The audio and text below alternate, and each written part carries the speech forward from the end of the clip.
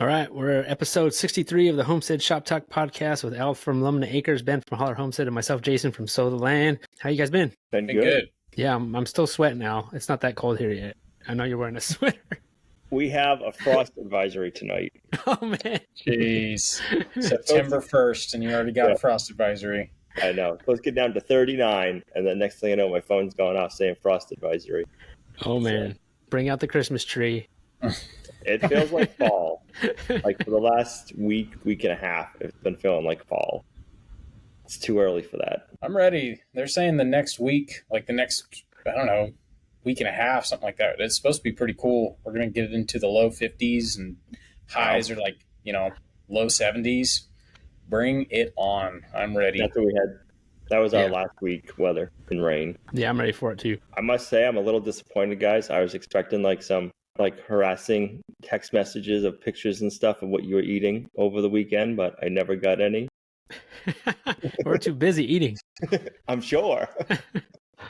It must have been really good. They didn't even take any pictures and send them to me. So, man, for lunch on Friday, we got caprese sandwiches. So it's like capicola and mozzarella and tomato sandwich, like really, really good. We were not done eating, and an epic thunderstorm rolled through and kind of wet everything. It was kind of crazy. The last few bites of my sandwich were getting a little squishy. So, was that from that food truck that was there? Yeah, it was bomb. I heard people there. I guess there was this food truck there. I came after the just after the thunderstorm, so I missed the food truck. But I heard from multiple people that it was like the best food truck they've ever had. It was real food. Like it was legit real food. That's cool. So, if anyone's listening, we were at the Homesteaders United event in Fletcher, North Carolina. I came on Friday. You were just there Friday, Ben, right? Yeah, we were there all day Friday. I think we got there at about 8. Okay. Oh, wow. Stayed there till after dark. You were there all day. Oh, wow.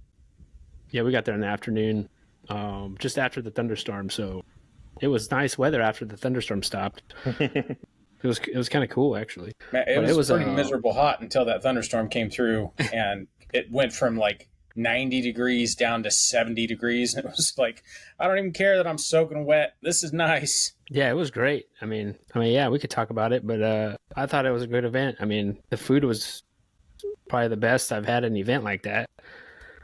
The food was phenomenal, especially dinner that night. Yeah, for dinner, I mean, all the meat was what they butchered. Yeah, pretty much. All the meat was everything that they processed at the event. They taught, poultry butchering, so they butchered ducks and chickens. They had hired a chef from Asheville to do all the cooking. They did a demonstration on processing sheep, all right there at the festival, like really invaluable information. And then they take all that meat and they take it over, hand it off to the chef, and the chef just does his thing. Oh man, it was phenomenal. It was really cool too, because like the chef had like a camp set up, and so they're cooking the lambs on these great big metal cross looking things that lean over the fire. It was like a lamb and a goat is what they cooked. Big old smoker, big old grill. It was awesome. Yeah, it was like what, four courses? Was it 4 or 3? I think it was 4 because it was I have to remember what the courses were. The first one was the duck and noodle Asian dish. The second one was the chicken tacos, or maybe that was the third course. Let's see, there's the Peruvian tacos. There was those. There was the sticky buns. The little lamb on a bun. It was kind of like a little sandwich thing. There was lamb meat and some other stuff. And then the last course was goat curry, which I didn't have any of that. I was so full by the time the curry came out. And then it was good. Then they did dessert. Yeah, it was awesome. It was good. A smaller event, but those are usually the best. Yeah, it's like a family reunion. Yeah, I told him, I was like, you guys should have it again. Only because it's so close to us. Right. One of the few events that's really close in driving distance. But we had a good time. And turkeys did they process? I'm not sure. It was a lot, I think, from what I saw. I saw them live, but I'm not sure. Chickens. Sorry, let me try not to cough on air. The chickens, like I didn't see the ducks. I saw the ducks on the smoker. There's probably a dozen ducks on that smoker. And then the chickens, we were down there while Mike, the fit farmer, was doing the chicken butchering class. Upwards of a dozen chickens. Like it was a fair amount of chickens, maybe like 20, something like that. Yep. There's a lot of meat. We were walking out the door, and I said bye to Billy, and he walked us out, and he's like, "Hey, do you want some meat? We got so much meat left over." Yeah. I should have taken him up on it. Yeah, they just had just stuff just cooking away back there. Yeah, it was cool. It's cool. Now, does the chef usually cook that way, like over an open fire and stuff? Do you know, or? I don't know. I never got a chance to go talk to him. Yep. Yeah, I don't know. I don't know how they found him or what. They had bands play, a little band playing at the end, and I kept on thinking, like, where's Al at? Is he going to surprise us? We should have flew down. No, it was cool. But besides that, did you guys do anything fun? Else fun? How about you, Al? What'd you do? We've been working on our firewood shed, so we've been kind of plugging away at that. It's been raining on and off still and cold, so everything's a muddy mess still, but we're getting there. We're having fun. I'm hoping we get an Indian summer so we can kind of dry everything out. That'd be nice, but we'll see. So I watched your video the other day, and I saw your electric fence thing fried, Jason. Yep. So I don't remember what day it was. One day last week, and all of a sudden, so I'm in the barn, and Brutus is going crazy. So I let Brutus out, and then he's still going crazy. So I go outside to go see what he is, and one of the beef cows is over by the dairy cows. It's like, what? That's weird. Like, I wonder how she got out. So we feed the cows all the cows, but the beef cows we feed every night up in the woods, and we have a regular metal gate. So I'm like, I'm just going to drive up there. I'll feed the other cows, and she'll probably come up. So I fed the other cows, and then a couple minutes later, she walked over. So I gave her an apple, opened the gate, and then she went right in, shut the gate, and I'm like, that's weird. When I was driving up, like, I don't see any fence down. Like, So then I went around, I drove around. The lower line was loose, but it was still up. Well, I went over the fence energizer, and it was we had the Premier one the Premier one, it's the biggest one they make, and the plug end was blown out. So I'm assuming when the house or the well or whatever it was got struck by lightning, that also must have got struck by lightning. Wow. And it blew apart. The plug end just blew apart. So luckily I had spare plug ends and just replaced it. But that must have been the one. We have that plugged in outside, and that's plugged in on the side by the office. So that's what must have killed the outlet in the office and then tripped the arc fault. And I wonder if that's what kicked the inverters too. It's not far from the well, so I'm not sure like what got struck first or how that worked. But somebody said that electricity or a lightning strike can travel like up to a mile underground. So something got fried. But I don't know if it's the way that the Premier One energizers are designed. Like there's all like a bunch of electric. I should have brought it in. There's all like a bunch of electric diodes in the plug end. So like it's got the black cover. The cover, I don't even know where the cover is. It just like shattered into a million pieces, and it was just all bare opened up. The electronic stuff. You're talking about the outlet that you plug into the wall? Yep. So like if you have to charge your solar ones, it's the same plug end. So that plug end piece just like disintegrated, and it was all exposed on the inside. Oh, wow. Yeah. Huh. But your actual charger was fine. The charger was fine. I went and grabbed another plug, plugged it in, and plugged it into the outlet, and it worked fine. Crazy. Yeah, that's wild. So then the cows haven't got back out. So next time we get a lightning strike, I'll have to make sure I check everything. Yeah, good thing you had to buy a new charger. I know. Gina was out to town, when it happened. So I didn't film any of it really because I was trying to run around, get the cows. Gina was out to town. So she had just texted like, oh, I'm headed home. I'm like, run to Tractor Supply. I might need you to get me an Energizer before you start headed home. So she got the Tractor Supply and I'm like, oh, false alarm. I found a new charger. It's working. Wow. Yeah. I mean, at least that's what the guy told me what mine was. But I couldn't, if you look at it, there was nothing wrong with it. It was all internal, I guess. So if you look at the part that is exposed now on the plug end, there's like a bunch of little tiny diodes, but all of that looks completely fine. Like I would expect to see like a black mark or something like out of place, but that all looks brand new still. So I don't know what it did to it, but the cover is missing. Like I found one little tiny like piece this big, and I don't know where the rest of the plastic went. I'm like, vaporized it, right? You don't have a lightning diverter or anything like that on your fence? Nope. Do you? I don't. I have one and I haven't installed it yet. I had one. Yeah. Do you have it installed, Ben? Yeah. Yeah, I should do that. Yeah. I mean, it takes 2 seconds to install. I know. I don't know. Looking at it, I was like, how is this little chunk of plastic and some, metal gonna save my Energizer from a lightning strike? But it looks so simple. Yeah. And cheap. I'm like, and cheap. That's the thing that gets me. Does it go in between like the wire and the Energizer? Yeah, mine is just like this little plastic box with some stuff inside of it, and it's got 2 holes, and you just take off the wire nuts that hold your ground, your positive and negative on there, and you just slip it over those terminals, and then put the wires and the nuts back. So yeah, it was in the box. I have the biggest, it was the biggest Energizer Tractor Supply sold, and it came with the lightning diverter. Oh, so really? it was like, oh, I'll just put it in while I'm installing this thing. And wow. Yep. I mean, we've had some, like, lightning blew up my neighbor's tree, which is, I don't know, a quarter mile from here, maybe even closer. Like, blew this tree into pieces in their front yard.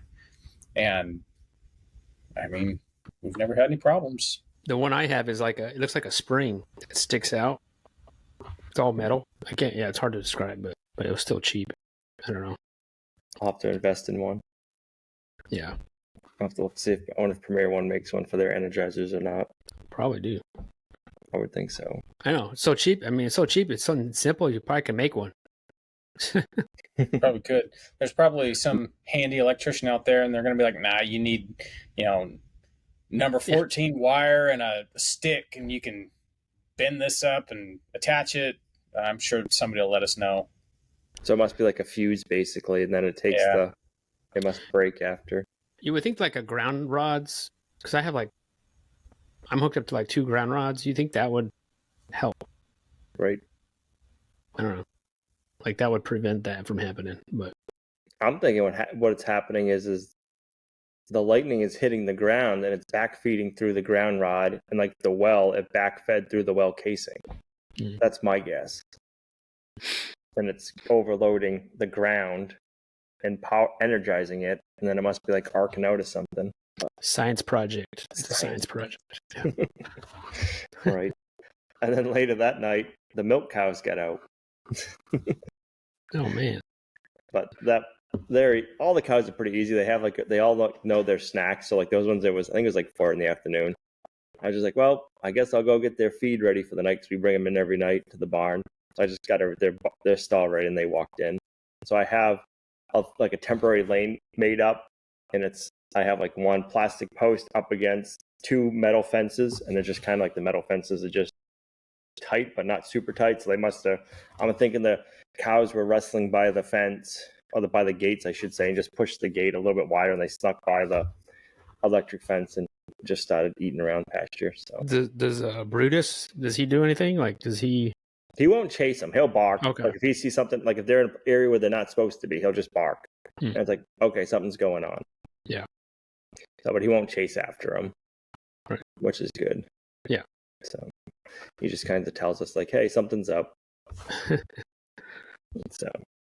So the night of the last podcast, we were having issues with coyotes. So the next morning he did come back, and he got scared away by the loud noise. So he won't be coming back bothering the chickens. But I'm assuming he was probably bothering other people because he didn't care about people. Like you could get Gina and Olivia got pretty close to him the night before to scare him off.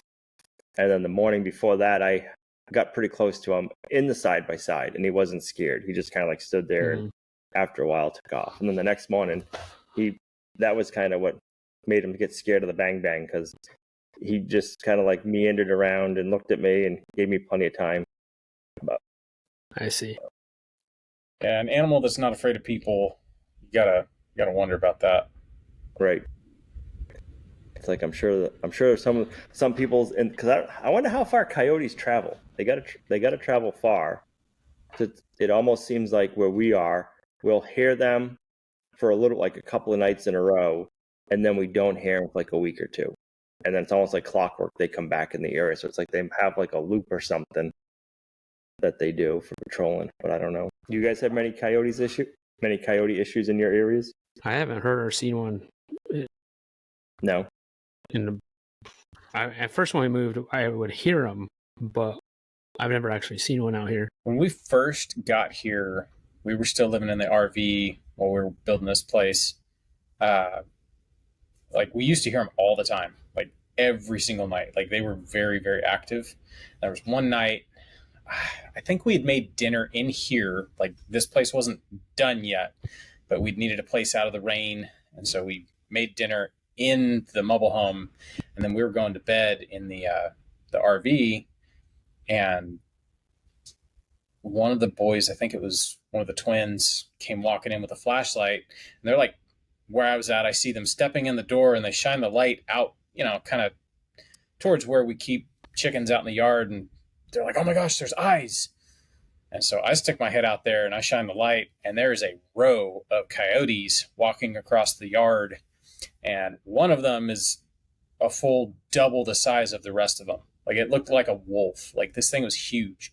And I thought it was deer for a second, and I was like, nope, those are definitely coyotes. But what the heck is the one in the lead? And of course, all of them freeze when I hit them with the light.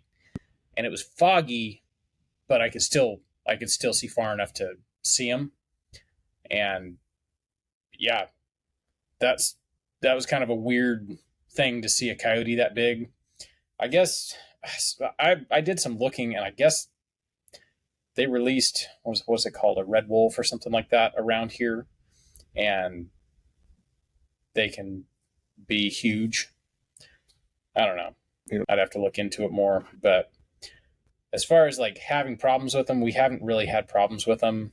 I think we're active enough, and we got 4 boys, and we can mark our territory quite easily, so it seems to keep them at bay. Yeah. So I'm going to be talking at, there's a Homesteaders of New England conference going on September 14th and 15th, and I'll be talking at that on Saturday the 14th. Nice. We went to that last year as well.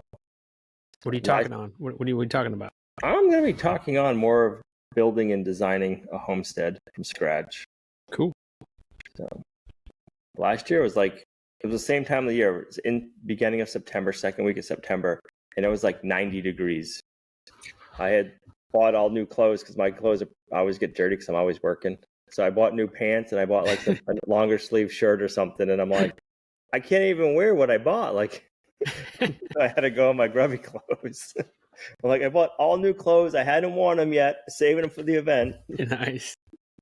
You're like, I'm going out in public. I need new clothes. Right? I got to have pants that on all cleaned up. It is.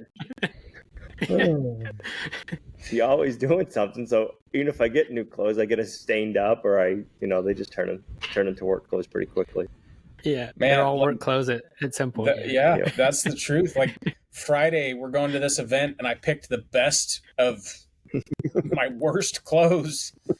I'm for real. Like I'm going through all of my pants. It's like, okay, this one is clean, but the fly doesn't work and it likes to drop down. I can't wear those in public. These ones have blood stains on them from processing pigs. I can't wear those. And like the struggle is real. Yep. I just ordered some new pants today, Hopefully they'll come in time. But if it's going to be hot, then I don't know what I'm going to do this year. Yeah. I don't got any new shorts, so. That's cool. That should be fun. Yeah, it's gonna be. I think it'll be a good time.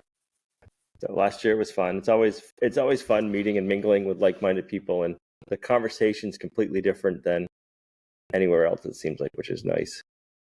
Yeah, I'm sure you guys had that this weekend, over this Friday or past Friday. Absolutely. Everyone's cool. Everyone's super nice. Just easy going. Right. Then we had family up for the long weekend, so we kind of took a day and a half off from filming, which was nice. Yeah. A day and a half? Oh. I know, right? How dare you? Sheesh. It's always plenty of stuff to do on the farm still. Yeah. For sure. That's cool. Yeah. So you make your family members do chores with you? I had them cleaning out the barn. So every day we clean out like the big piles of poop in the barn. And then Sunday, I call that my shitty stall Sunday. I usually clean out the barn. So I had them giving me a hand on Sunday. It rhymes. Yeah. Right. That's my fun. Yeah. The way I look at it is that's my future compost. Like, so we're not just having to deal with poo. We're not just having wood shavings. Like, this is for the future. Yeah. Poo for the future. Hey, Poo for the future. It sucks cleaning it out, but man, come next spring when you're getting the garden going and you've got a massive pile of ready to go compost, there's no better feeling. I'm like, I could keep the cows out at night, but it's like, it's kind of nice to have that extra compost to put on the fields or the garden and stuff like that. So it's like, nope. Yeah. Because, it is an expense for all the shavings and all this and that, but it's like, it's a input later on for the farm. And it's kind of my week in a nutshell. I didn't have no good food, no farm fresh food going out to eat or nothing like that. Home cooked meal. We had lots of those. Yeah. So what'd you get into, bands? You do more block work or something? Actually, I only had one day this week that I was able to lay block, but I did. Man. Nice. Yeah. All right, I'll get into it.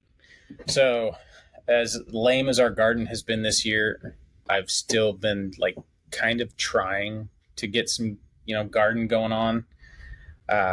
So I don't know if I talked about it last time we did the podcast, but I had planted a whole bunch of cabbage and broccoli and stuff like that in the greenhouse. We ripped out all the tomatoes and made room for it, and I got all that stuff in there. So that feels pretty good. Like, I'm glad that we're going to have some food this winter, because I planted some lettuce too.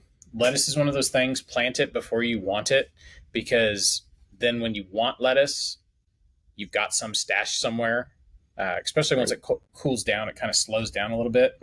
Right now it's still a little bit too hot, but I know if this lettuce I'm planting makes it into, the colder months in the greenhouse, come December, man, it is so nice to have a fresh salad out of the garden. Like, there is no better feeling. So I don't want salad right now, but I know I'm going to want salad then. So that's what we're doing. Yeah. I think that's one of the hardest things growing your food is planting something that you don't want to eat right now, but you're going to want to eat it later. You get to like January, February, and it's like, man, I would just kill for some greens right now. And the past 2 years, you're going to have a bunch of meat. Yeah, we'll have plenty of meat, but no greens. Eat some greens with that. Yeah. So the past 2 years, we've had something in the garden that's green that we can eat in like January, and that's a cool feeling. Like the January salads, those are like, they're amazing. Really hit the spot. Do you find that the winter produce in the garden is sweeter or anything? Because it's mostly in the cold climate. Yeah. If you're doing like cold crops, you're doing your cabbages and stuff like that, they get better with a little frost. If you're growing collard greens, I'm like salivating just thinking about collard greens in the dead of winter. Once it starts frosting, the sweetness of those greens just goes through the roof. Like, they're like, greens any other time but cold weather are just garbage. Like, they're not near as good. Like I really prefer cabbage and broccoli and all that to have just like a little bit of frost. That's cool. This week I had to do some critical maintenance. I don't know about you guys, but I have been really, really bad with maintenance lately. Like really, really bad. I'm still behind on maintenance, but I took a day last week and I did maintenance. Mainly, like I use the golf cart all the time. It's my side by side. It's my mini truck. It's what hauls feed all over this place, and it's kind of becoming indispensable. Well, a couple months ago, I replaced the brakes on it, and the brakes were like fine, but the paperwork that came with the new brakes was like, yeah, they're gonna wear in real quick, and you're gonna have to adjust everything, so just be aware. Yeah, boy howdy, it basically got to the point where there were no more brakes, and Sure.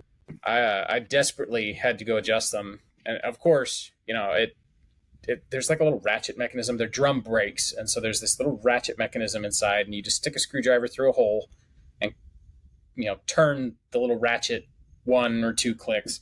I turned it, stepped on the brakes, didn't feel anything, so I gave it like 10 clicks, and then got on that thing, and the brakes are locked up, and it's like, ugh.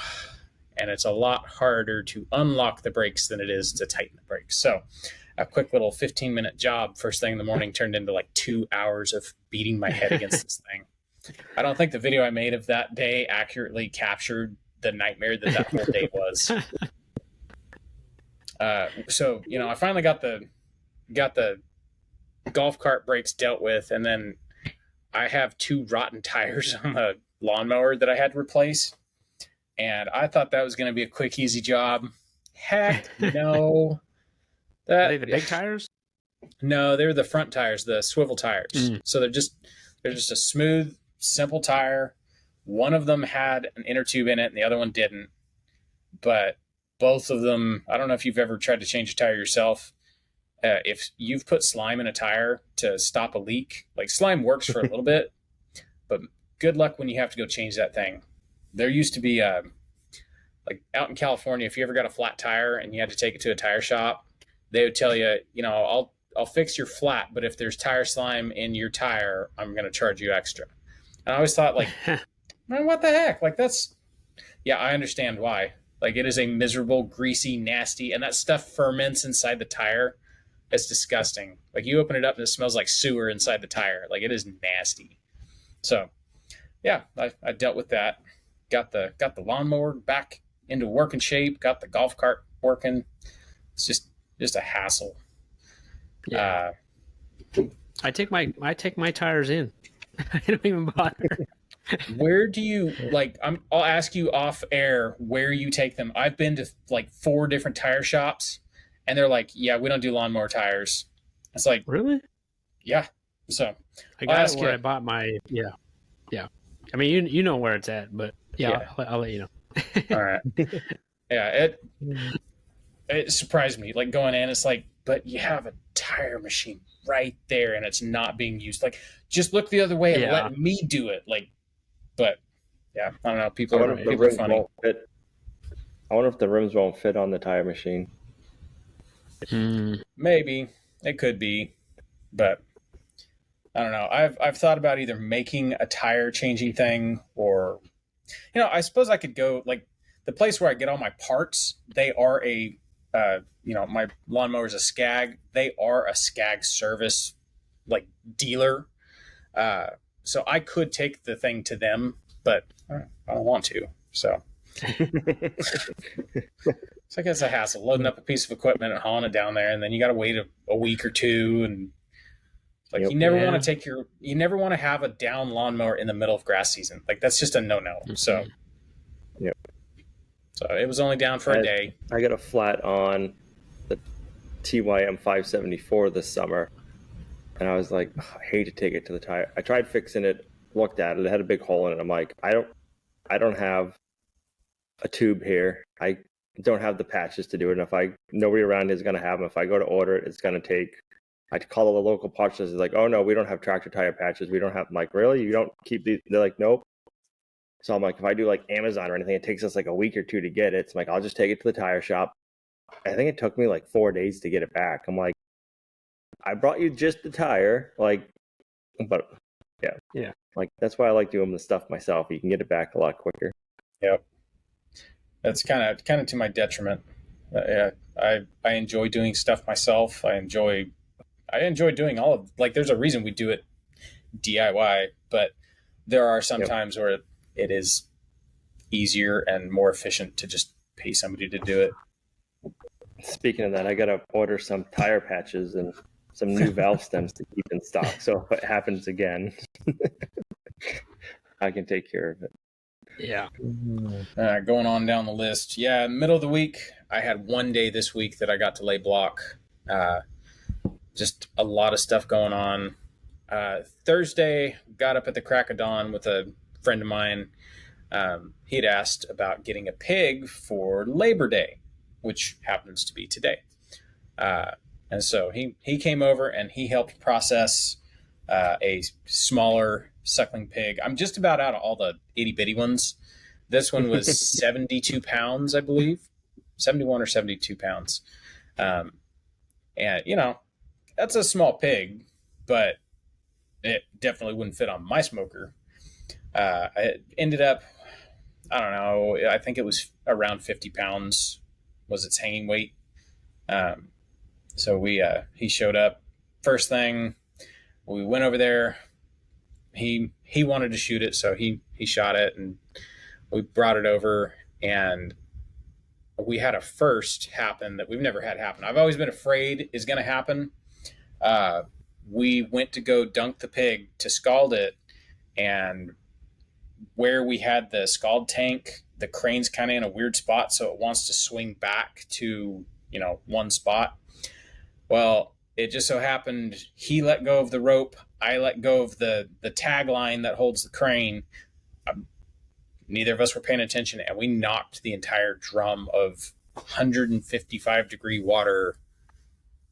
Luckily, no one got hurt. Like, me and him were on the uphill side of that, but we just watched it. Like, it's like, okay, I can't reach the rope. I can't stop this. I'm not reaching out and grabbing that scalding hot water. So we just let it fall over. And so it basically cost us an hour. We had to sit there and wait for the water to heat back up again. Yeah, it was kind of a hassle. Never had that happen. I've always been afraid that's going to happen. But yeah. I will say, 150-degree water will kill grass better than Roundup. So, like, it's amazing. Like, if you ever need to get rid of some grass with a quickness, just boil some water and dump some water on it. So hopefully no one got hurt. Yeah. Yeah. So hopefully he's eating good right now. It's a little after dinner time recording this, so I'll have to text him, see if he got any pictures of it smoking. I'm curious. That's cool. All right. Then the main event was Friday. We went to the Homesteaders United Jamboree and hung out with people. I think I heard there's about 150 people there. I believe it. Like, there's a fair amount of people, but it wasn't like going to Homesteaders of America. That's 5,000 people. It was a decent amount of people, and generally everybody there was like-minded. One of the things I can't get over is how many kids there were. There were so many babies. Everybody had a baby. Like, everywhere you look, there's a baby. There's kids running around everywhere. Like, it really was a cool event. And there was a pond there that you swimming in. People were swimming in. Or the kids were. All the kids were playing in the water. Like, it was fun. It was like, it reminded me of like a family reunion. Yeah, like, it really did. There's a lot of people we knew. There's a lot of people we've met at various events. There's a couple new people that traveled to the event. Man, I felt like walking through the parking lot and taking pictures because there was license plates from all over this country. New Hampshire now. There's plenty of New Hampshire plates. I think I counted 3 of them. Massachusetts. Oh gosh, Texas, Minnesota. Saw a couple from Minnesota. Like, there's plates from all over. So it's kind of cool. The crowd was interesting. What'd you say? The perfect weekend, having a long weekend, so people could travel to it because they had the time off from work. Yeah. It's the way to do an event. Thursday, Friday, Saturday, travel Sunday back home. Like that's the way it's at, where it's at. So, watched Billy's compost making class, and he got rained out. And I mean, he got rained out. We went down there and we're talking to people while the chicken butchering class was going on. We're talking to Billy, just kind of hanging out, and he gets started doing his compost class, and I happened to like look up at some point. I was like, why is the sky so dark over that direction? I start looking around. It was like, oh no, a thunderstorm's rolling in. And then about that time, the thunder starts, and it's just like rumbling. It's like, oh, this is gonna be an interesting thunderstorm.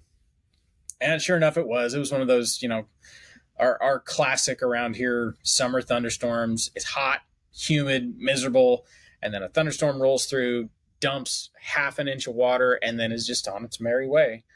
So it kind of delayed Billy's class by about a half an hour and kind of put stuff, a little behind, but it was cool. Like, it was all right.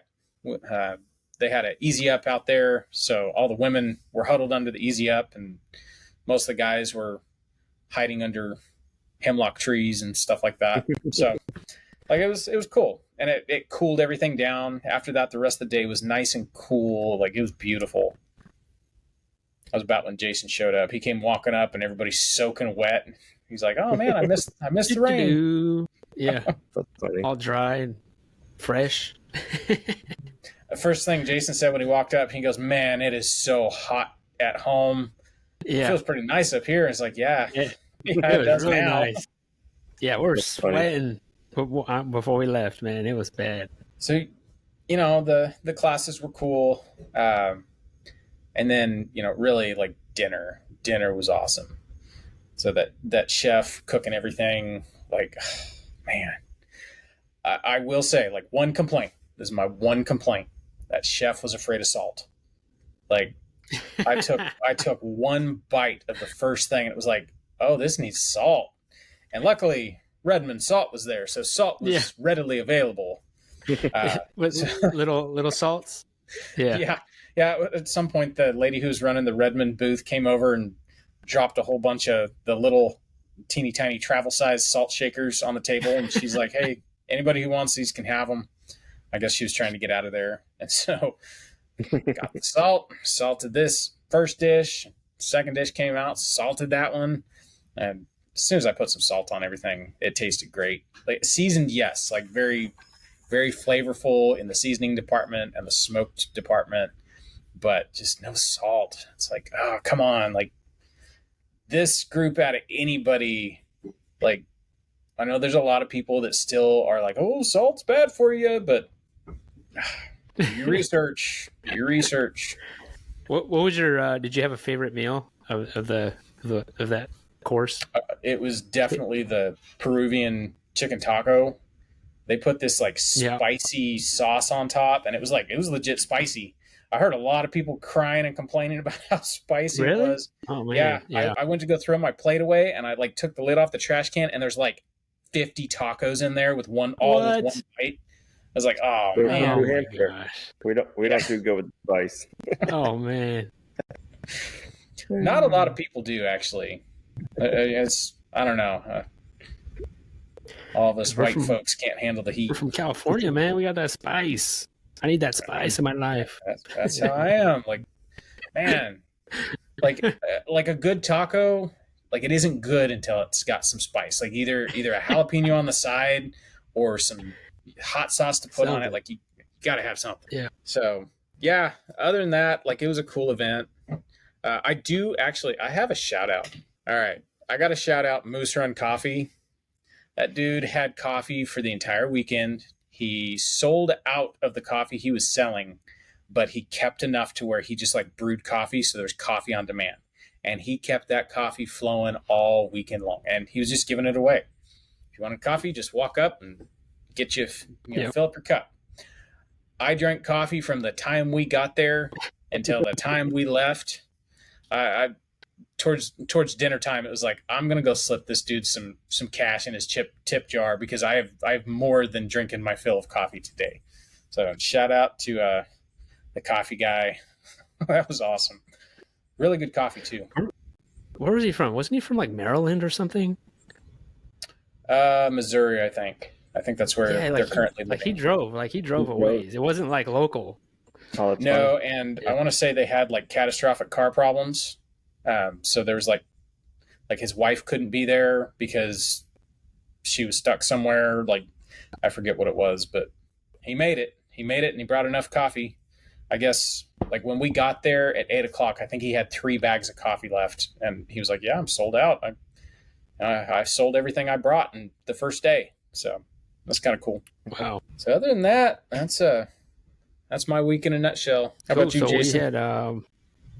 we had so my dad came down this week. So my dad came from out of town from Arizona. So he came in a perfect week with that event coming up because he likes to eat. He comes down here and eats all the good food.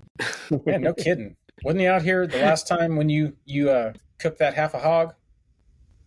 Oh, he flew down just for that. Yes. He came and was there for that, and then he went home.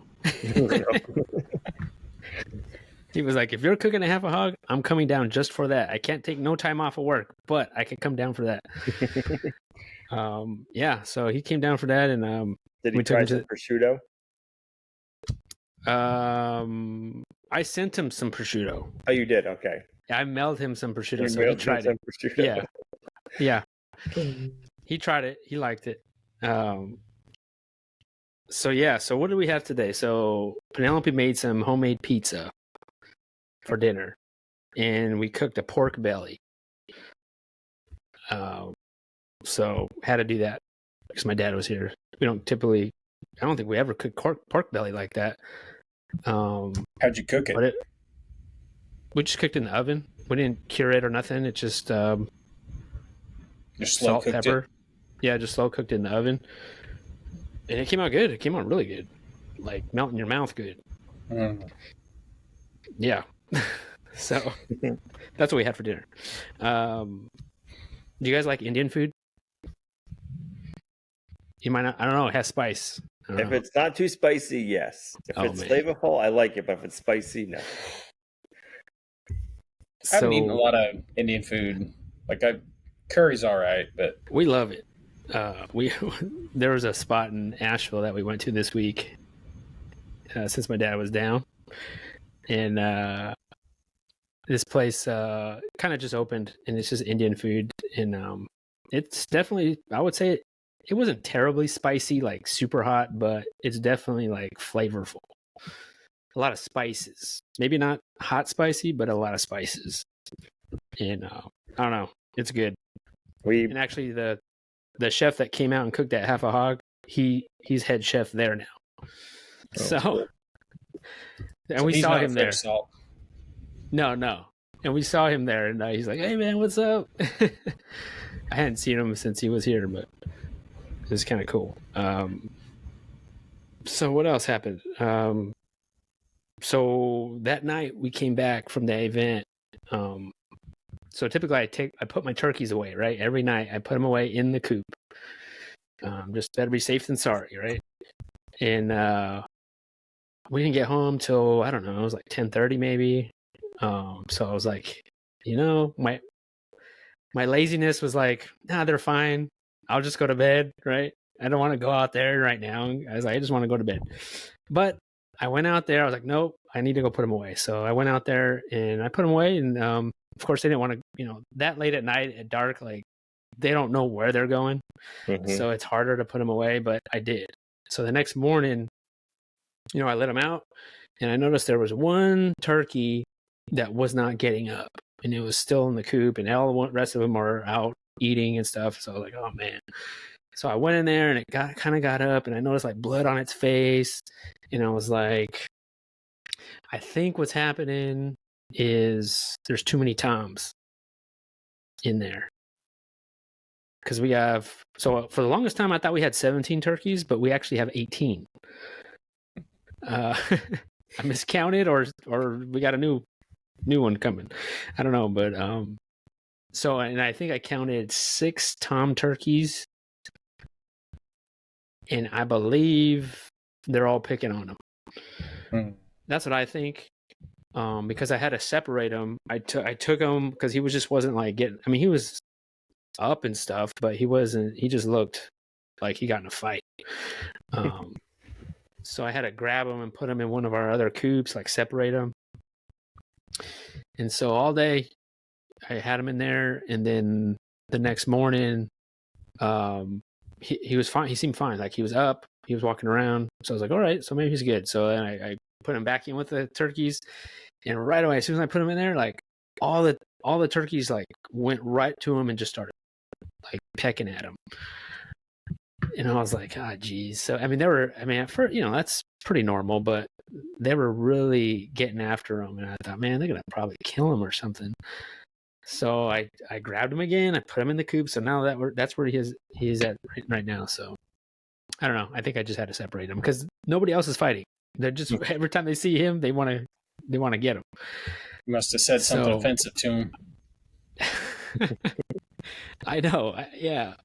I don't know. Like I really think there's maybe too many toms because we thought about separating some of them, but I was like, I don't have an extra net. Like how are you going to separate them? So we're going to keep this one separate for now and see how it goes. I don't know. I really thought he wasn't going to make it because he just looked sad and depressed. But he seems fine. Have you weighed at all yet? What's that? Have you weighed them at all to see how much they weigh yet? I have not weighed them. I mean, look at the directions on how to raise turkeys. They say these ones are usually 20 to 21 weeks. Yep. And we're not even there yet. Like we still have like a whole month almost. And I'm already getting low on my 1,000 pounds of feed I bought for them. Okay, so you bought 1,000 pounds. Wow. Yeah, so I don't know if that feed's going to last another month. So I'm almost thinking, and they're pretty big right now, I think. Yep. So I don't know if I'm just overfeeding them, or if they just grew big, or if there's normal size. I don't know. It's kind of hard to tell because I never had this many turkeys. So I'm not sure what we're going to do quite yet. I don't know if we're going to wait another month or start butchering them early. Right. Butcher day is the day you run out of feed. Yeah. And I would say we probably have maybe two weeks left to feed, maybe. So now you selling the turkeys? We are selling the turkeys. Cool. And we did I know I mentioned this on the last podcast, but we have meat, pasture-raised chicken, poultry meat for sale on our website. So we finally put it on our website, and we have pre-order of turkeys on there also. So if anyone's interested out there, but it's a local pickup only right now. But you just got to come pick it up. They don't have to live local. They can go for a road trip. That's true. Yeah, they pick up only, I should say. I've already had people say, "Hey, can you ship it to here and there?" I was like, "No, it's like pick up only." I mean, it's good that they're asking because that way I can, if enough people ask, then maybe I should ship. But that's a whole other thing. I'm not sure if I want to do that. So we have that now. Yeah, we did that this week on our website. What else? I have a list here. Yeah, I'm still plugging away on this kitchen renovation, which I'm kind of almost done, I think. I guess the main thing right now is the lights, is the recessed lighting. So I'm trying to get that done before we start doing these workshops and other things pop up. But if I can get that done, then we'd be in pretty good shape. Yeah, I mean, Jason, do we need to do a collab? Do you need help? Yeah, maybe. Yeah, let me know. Yeah, maybe. When did the workshop start? October? Yeah, we're doing one last chicken butchering workshop in this month in September. Okay. That's in a couple of weeks, and that's our last one of the year with chicken. And then, the pig ones October and November. I feel like we got a lot going on. In like Thanksgiving is my timeout. Like up to Thanksgiving, I feel like we're booked. But then after that, it's like it slows down. So I'm trying to get to that point. Yep. You know, just because we have the turkeys and the chickens and the pigs and all that stuff that we got to butcher, but plus the kitchen and all that. So what else was I going to say? Oh, that event. Yeah, that event was awesome. What Ben said, exactly what he said. It was great. I dropped off my cool trailer, and so they used that to put all their food in that they had, which they liked it. It worked out good. What was your favorite dish? I would say the duck. You liked the duck and noodles? The noodles, yeah, it was like the first dish, I think. And tacos, I would say tacos were up there, but I think I like the duck. I don't know. Was it a soup, like a chicken noodle soup kind of thing, or? It was like an Asian, like... Yeah, I wouldn't say soup, but... Yeah, it was just like noodles and some vegetables with meat on top. It was kind of like soup without the soup. Soup without the soup. Soup without the broth. Yeah. But it was like rice noodles? Is that what it was? I'm not even sure. It was something like that. It was like rice noodles and maybe carrot or something. But the duck was... I don't know, the duck was great. Mine only had like 2 little slivers of duck. Like it was just enough for a taste. And then they put cucumbers down hidden under the noodles, and I crunched into one of those, and I hate cucumbers. And so that kind of ruined that dish for me. It was like, oh man, who put cucumbers in here? Oh. But I mean, the duck, once I added some salt, was pretty good. Yeah. No, it was all good, but yeah, I like duck. Maybe because we haven't really had duck. You know, maybe that's the reason. I don't know. It's something different. Did they have a good method there for getting all the feathers off? Did they have an easy method, or? I didn't see that. I don't know what they did. All I heard was the duck class ended up going like an hour and a half over what it was supposed to. And I was like, yeah, because it was ducks. Yep. Anybody who's ever processed a duck, they don't pluck. Nope. Yeah, I don't know what they did. We did them once, and it's like, no, it's not worth it. Maybe 1 or 2. Yeah, back in 2020, we did like, I don't know, it was like a dozen or more of those giant Peking ducks, and they're basically the Cornish cross of ducks. So they're just huge. They're like just fat. They don't move a whole lot. They don't have a whole lot of feathers. And when we processed them, like it wasn't that bad. Like they did pluck.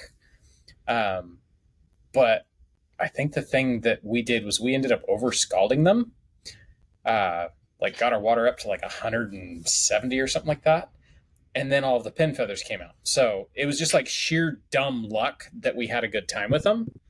But every single person I know is like, oh, I did ducks. This is the most miserable experience. I'll never do ducks again. So I don't know. Maybe just have dumb luck on your side.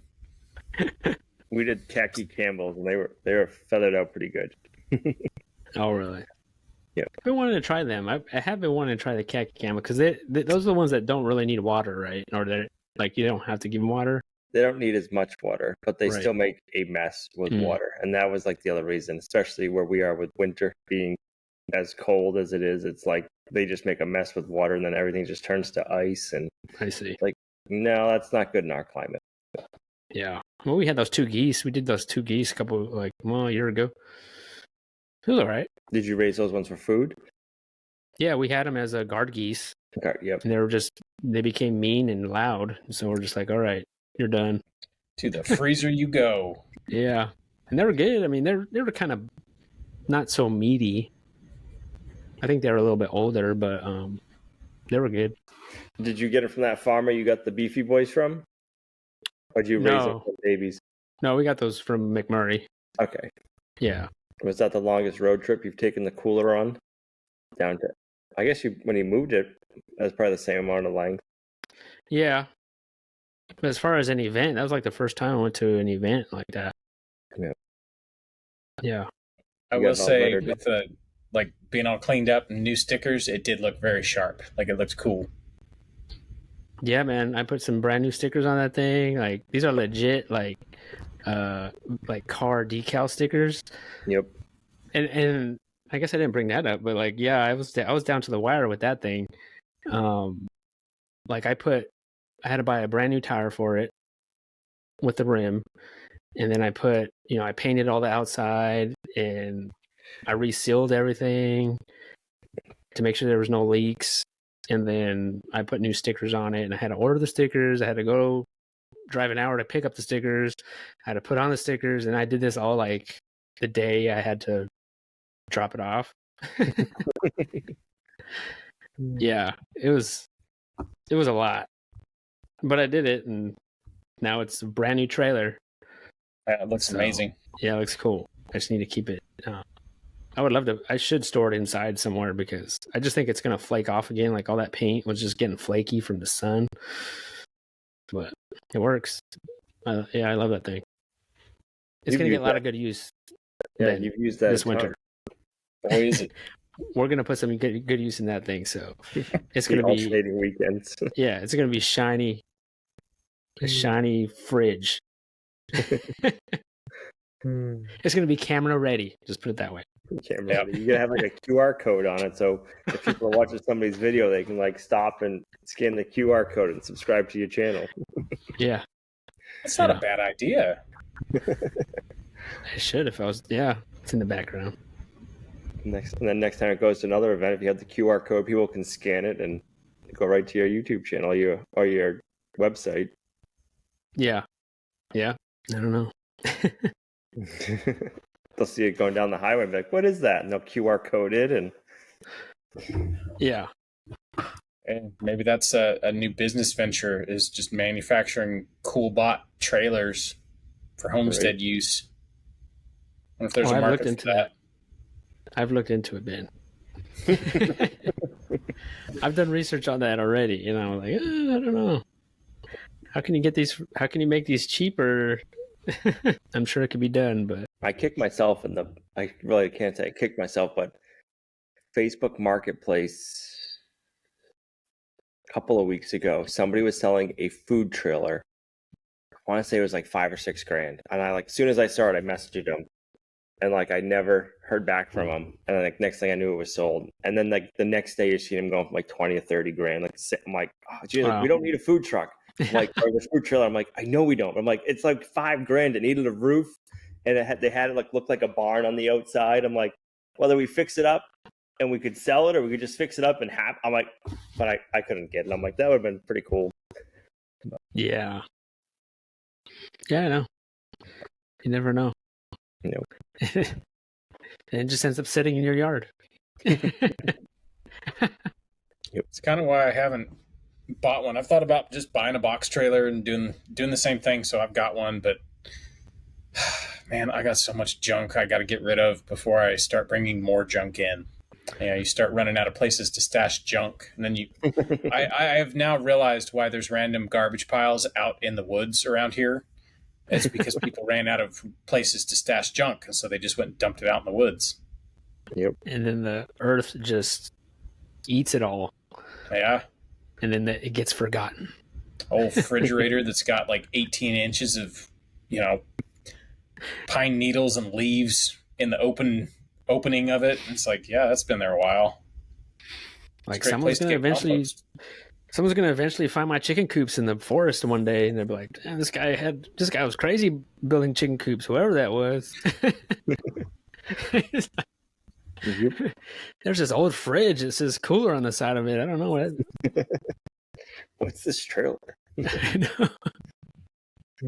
We're making it won't be YouTube videos. Then it'll be something else. Yeah, it'll be something crazier. Yeah. All right, guys, you got anything else you want to talk about? Is it dark there yet? It's dark here. I know you guys get more daylight. Almost.